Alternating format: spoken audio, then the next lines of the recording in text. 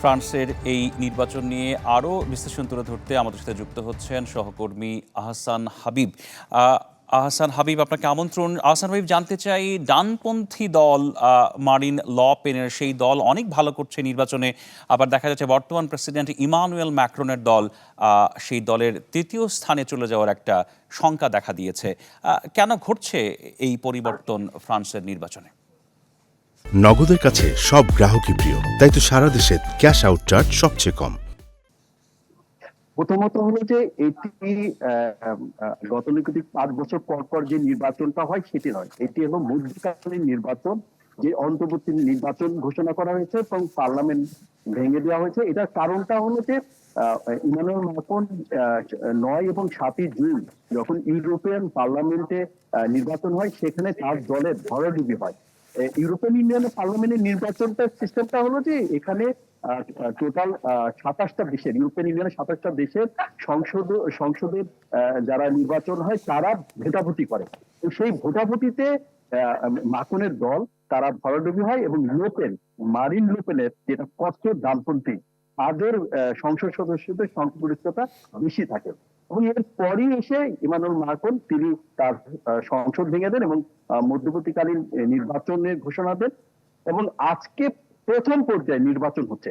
হ্যাঁ, এখানে আপনাকে একটু বলে রাখি, যখন প্রথম নির্বাচনটা হয় সেখানে 25 জরিপে দেখা গেছে 25% হলো লোপেনের পক্ষে আর 35% ছিল ইমানুয়েল ম্যাক্রনের পক্ষে। জাস্ট 1 বছরের মাথায় এই এই জরিপটা জাস্ট রিভার্স হয়েছে। লোপের কঠোর ডানপন্থী সে এখন 36% আর ইমানুয়েল ম্যাক্রন 24% এসে দাঁড়িয়েছে তার জনপ্রিয়তা। এটির প্রধান কারণ হলো যে আপনারা জানেন যে বর্তমানে যে ইউক্রেন এবং রাশিয়ার যুদ্ধ হচ্ছে, এখানে ইউরোপিয়ান ইউনিয়ন বিভিন্ন রকমের অস্ত্র এবং অর্থের ইউরোপিয়ান পার্লামেন্টের মাধ্যমে সেখানে অনুমোদন দিচ্ছে এবং প্রতিনিয়তই ফ্রান্সের অর্থনীতির এক ধরনের যে রকম চাঙ্গা ছিল সেটি কিন্তু পতনের দিকে যাচ্ছে।